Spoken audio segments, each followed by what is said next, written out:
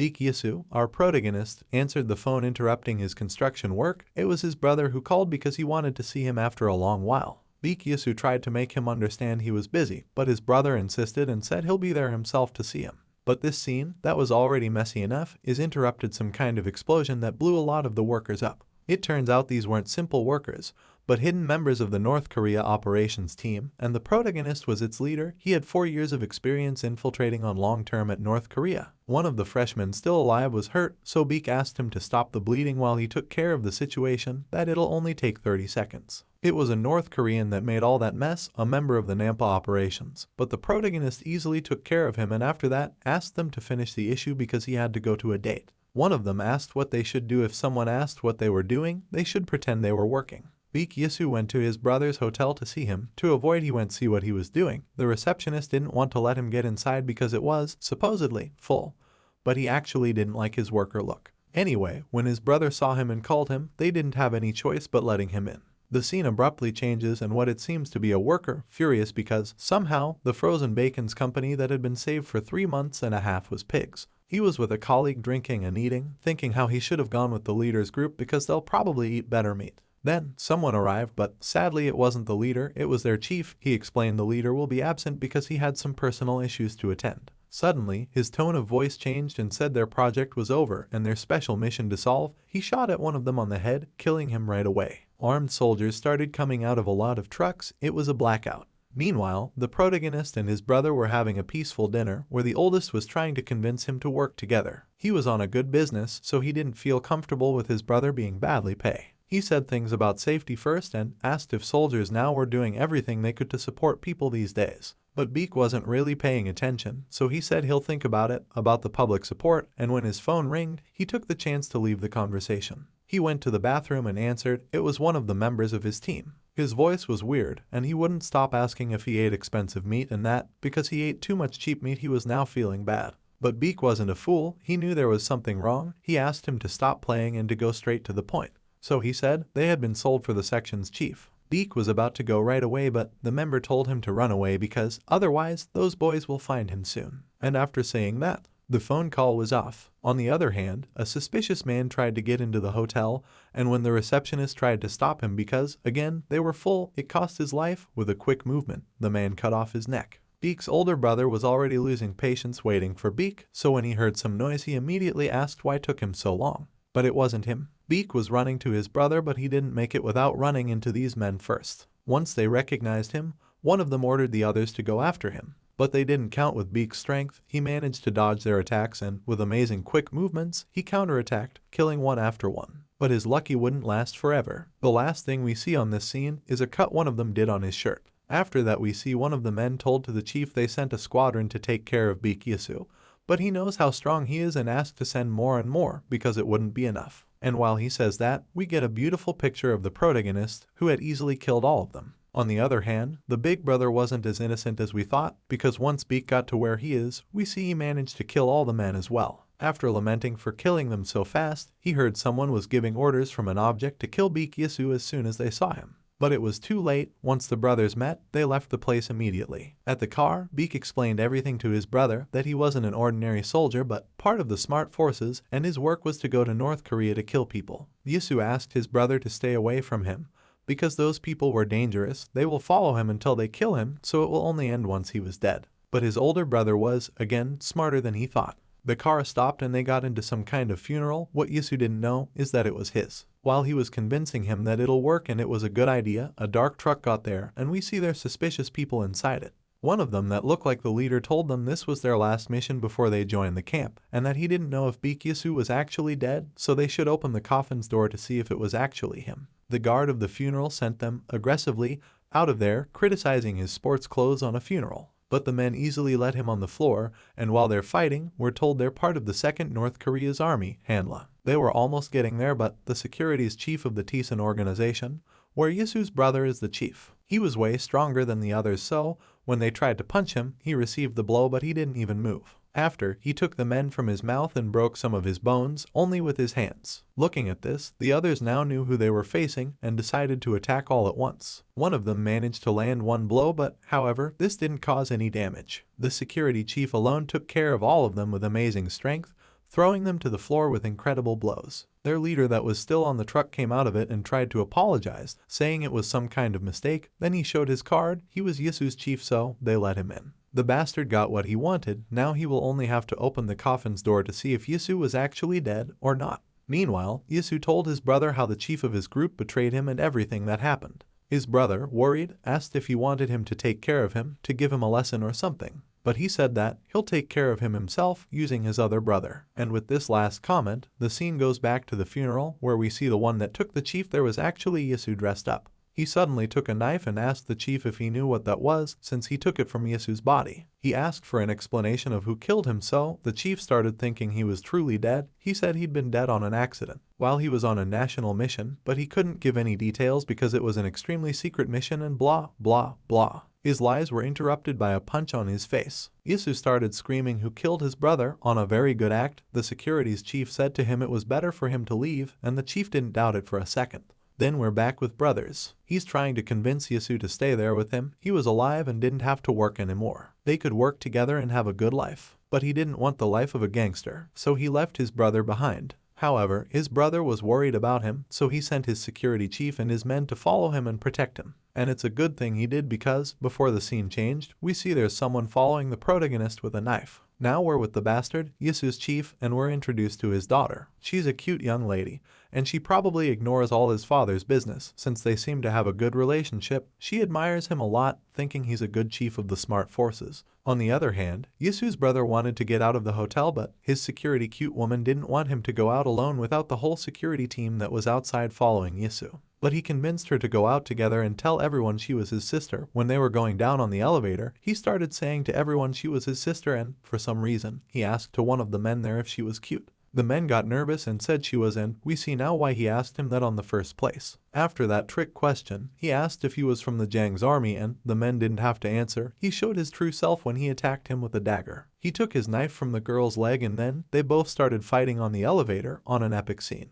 His dagger was too short to be able to hurt him since he had strong army's clothes. Then, the man went to attack Sua, the girl, and even though she was good fighting, she was about to be very hurt by him. But Yasu's brother went there to save her, putting his shoulder between her and the man, and also getting quite hurt on the action. Another man appeared there, and both Sua and the director fought against them, defeating them successfully. When they got out of the elevator, the guards saw them hurt and asked if he was okay. But the director was a badass and didn't care about that. He only wanted a cigarette. He asked for one to the guard, but this one, instead of doing it, he stabbed him with a knife and unmasked himself. Something was going on there, and not only in the elevator. He asked Gao, the security chief, to put Sua safe while he took care of the situation. It turns out it was all a plan of the assassinator of the special forces and the mastermind, Ghost. He already knew our director, Dokyoung, so this will be a friendly fight. Ghost asked him if Yasu was actually dead, and Dokyoung asked if he was kidding, that even his section's chief went to the funeral. But they weren't understanding each other quite well, so he asked again, with a more serious tone, where is Beak Yasu? Dokyoung's hurt was worse than he thought. He'll have to take care of him fast or otherwise. The scene changes and we see Yasu saw the men that was following him and stopped him with one blow. If he had been sent by the Chief Jang to verify if he was dead or not. The men said that yes, and also, he wasn't surprised seeing him alive. He couldn't just die like that. And when he talked, Yasu recognized him. It was Kshen, a member of his section where he was the leader. He had been the only survivor. He asked for forgiveness, feeling guilty for what happened. But Kshen told him that they were both alive, and that next time he went eat something delicious, he should take him with him. But while they were having a cute reunion, Dokyoung was barely alive. His vision was cloudy and he was getting weaker with time. He couldn't resist the fight any longer. Ghost saw this and told him that, after all, he was Beak Yasu's brother, so of course, he was pretty good fighting. But it wasn't enough. He pulled up his dagger and cut all his stomach and asked again where Yasu was. If he was going to die, at least he'll protect his brother. He cut his hair off and said he was Beak Yasu. At first, Ghost didn't believe him, saying he was too weak to be him, but when he cut his face on a quick and amazing move, he didn't have any other choice but to believe. Now even more furious than before, Ghost attacked with everything he had, and seeing Dokyoung's abilities with others' eyes, he now believed he was Beak Yasu. They kept fighting, roughly, and when Ghost made an attempt to land the knife on his chest, Dokyoung took his hand and put the knife on his arm instead, telling him he failed. There was blood everywhere, and stabbed after stabbed, almost 100. But when he was about to give the last one, he passed out and fell above him. We're not sure what happened then, but the last scene we see here is Beak Yasu coming to his brother, who's on the floor. And while he screams of pain for what it seems to be his brother's death, Ghost screams of joy because he did it. He killed Beak Yisu. We definitely know he died when we see Gao and Suo are discussing Dokyeong's absence and saying how they need to name a new chief Kunwum. But Gao is struggling to make that decision, saying Tisun, without Beak Dokyeong, can't be called Tisun anymore. But Suo tries to put him together, reminding him that even though the situation of the director was like that, they should everything they could to keep Tisun alive. But Gao was too sad to be strong and started crying, saying there's no one who could replace Dokyeong. On the other hand, Yisu is talking with Kshin, telling him the injuries on his brother's body are made for a trained bastard, and assumed it was someone hired by Jang's direction. Kshin asked him what he wanted to do and he said they will find the responsible and kill them all just like they did to them, while tears came out of his eyes. The scene goes to Pangyo Techno location where the T1 Tik CEO, T1 Kim, is asking if there's nothing there to eat and saying how much he hates Pangyo. T1 was torturing someone in order to take information out of him he had tied him up with on the building. The man, scared to death, said Tisun had been attacked and that his friend from Seoul that both Tisun and unknown forces weren't moving anymore. Also, Beak Dokyeong was gone and he won't even go to the General Assembly. T1 asked if he had any other story to tell and when he said that was all, he let him go. Then he asked his subordinate to convoke everyone because they will eat them all, whatever that meant. Meanwhile, at the meats market, Majingdong, Yisu is looking for the Chief Jang. When he got to the room he was looking for, there was a bald man and a lot of people on the floor, killed, and as usual here, blood anywhere. The bald man asked if he was Beak Yisu, and this one ignored the question and asked what happened. The bald man explained they'd been convoked, but once they gathered, they'd been killed like they were on a slaughterhouse, and that other sections were probably like that as well. The men told him the field was now too big to be controlled only for him, and that he won't be able to take care of it alone. And with his last breath, he advised him to run away. We see that T1 was responsible for this, he sent to kill then 4 sections. So this is what he meant when he said eat them all. He was now attacking the securities chief, the one on Dokyeong's command. He wouldn't let it easy. Suddenly, Yisu joined the scene out of nowhere with a crazy request. He said he couldn't take revenge for his brother alone, so he needed Tisun. And just like that, he asked him to give Tisun to him. Gao couldn't believe he was asking for that. But because they weren't alone, Tiwin interrupted them saying that Yisu wasn't the only one busy and that he also had business to do there. But Yisu wasn't in a mood for plays and quickly shut him off with a blow with what T1 thought he was Dokyeong. Not only him, but everyone thought he was Dokyeong, and they all started asking for help to their director. Seeing this, Gao said to Yisu that, if he wanted Tisun, he will have to become an Beak Dokyeong.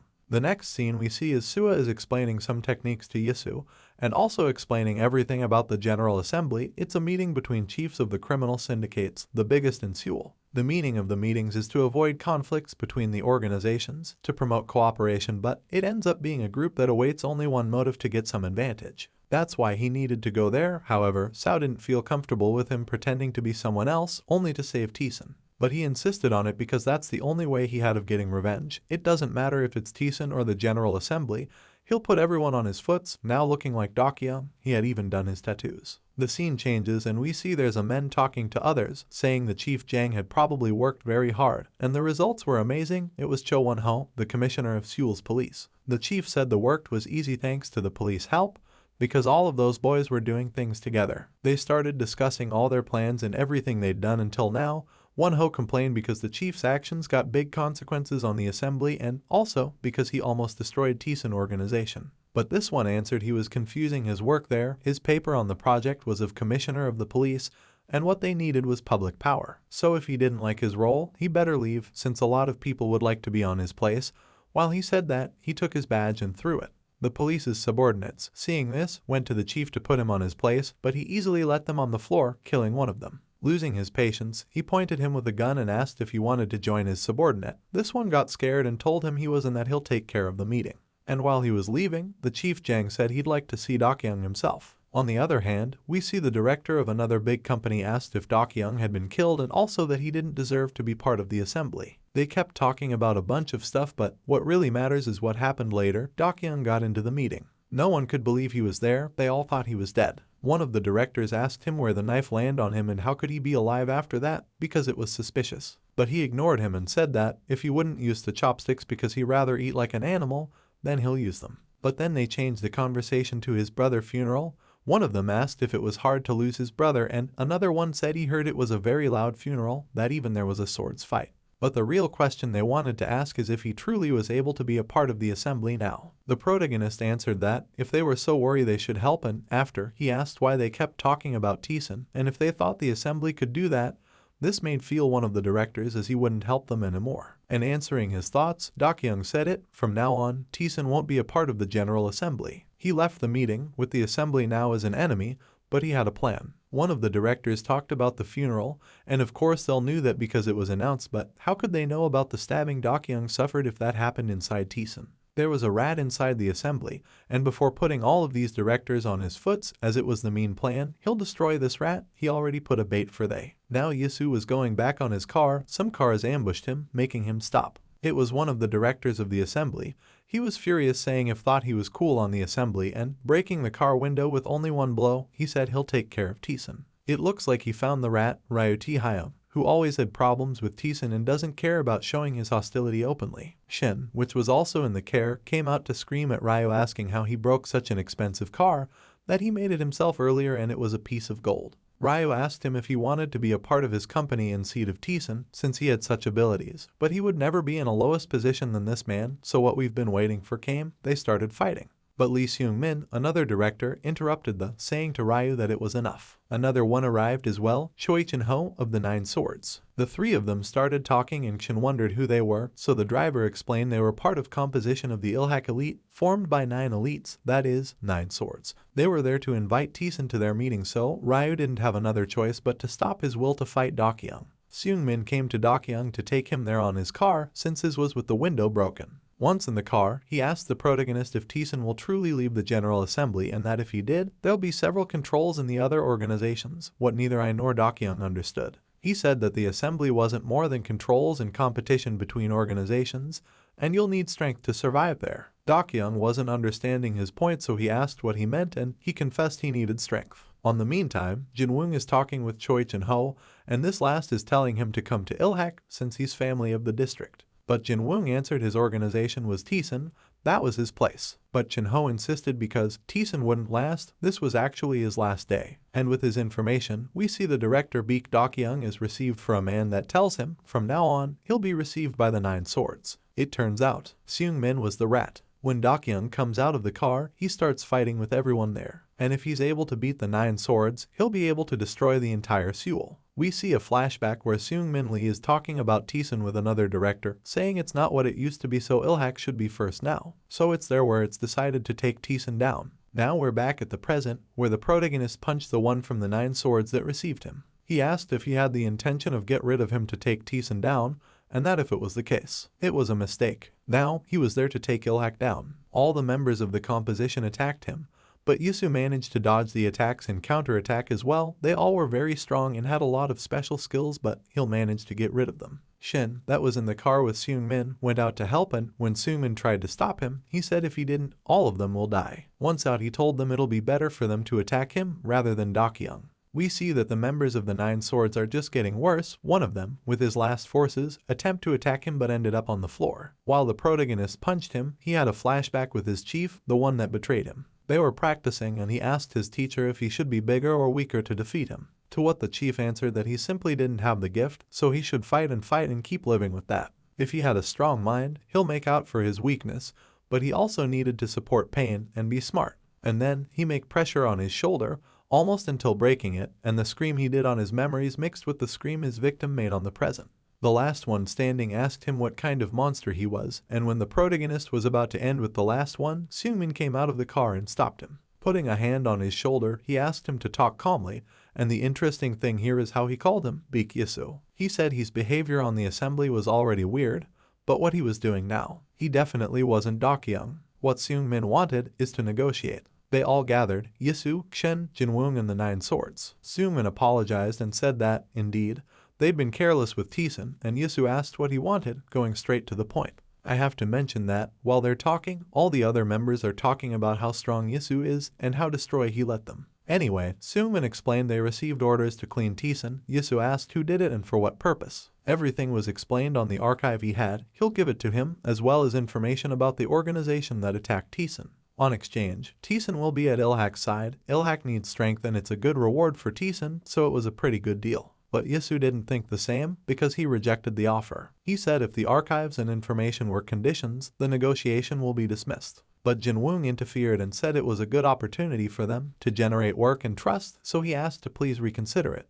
But he was sick of everything. What was Ilhak after all? Gangsters. And why his partners and brother died. Trust. Jinwoong called him Mr. Beek Yisu on an attempt to try to say something to help him, but when he heard that name, he took him from his neck and said it was Beek Dokyeong. Shin joined the scene and separated them, saying if they'll both keep like that he'll have to get serious and suggest to at least take a look to the archive. Dokyeong asked how he could trust him, Seungmin, only with a piece of paper. Seungmin was about to burn the archive, so he recommended to be careful because there wasn't any copy of it. But Dokyeong pointed them with his knife and said he didn't trust them, he didn't trust anyone, so this wouldn't be a negotiation. He'll give orders and they'll obey.